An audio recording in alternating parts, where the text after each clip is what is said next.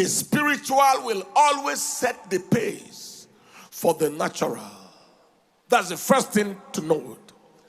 The spiritual gave birth to the natural. God made man in his image. God is spiritual, man is physical to a great extent. God made the earth in the image of heaven, which is spiritual.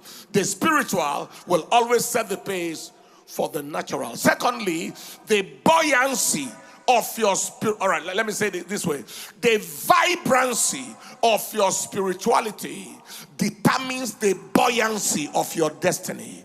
The vibrancy of your spirituality determines the buoyancy of your destiny. Show me a man, show me a woman with a vibrant spirituality. I will show you one with a buoyant destiny. Many people in recent times, with this extensive spiritual irrigation that we have had, they have seen a lot of drastic changes in their lives because the vibrancy of your spirituality determines the buoyancy of your destiny. If the devil wants to attack your destiny, he attacks your spirituality. If he wants to weaken your destiny, he weakens your prayer life. He weakens your study of the word. He weakens your relationship with God, because he knows that the vibrancy of your spirituality determines the buoyancy of your destiny.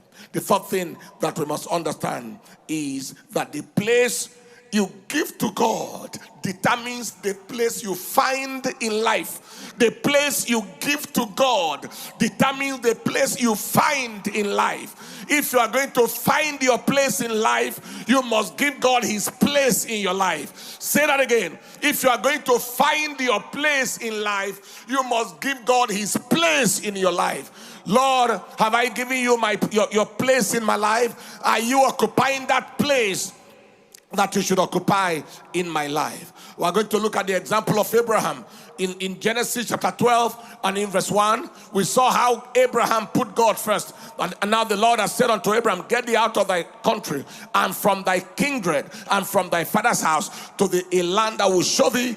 And then Abraham in verse 4 departed. Abraham departed. He gave God that first place in his life. Genesis 19:27, the Bible said, and Abraham stood in the place. Abraham got up early in the morning to the place where he stood before the Lord. And Abraham was doing that and giving God the first place in his life, and he found his place in life. Beloved, if you are interested in your destiny, you must protect your spirituality. Say that again. If you are interested in your destiny, you must protect your spirituality. If you are interested in becoming everything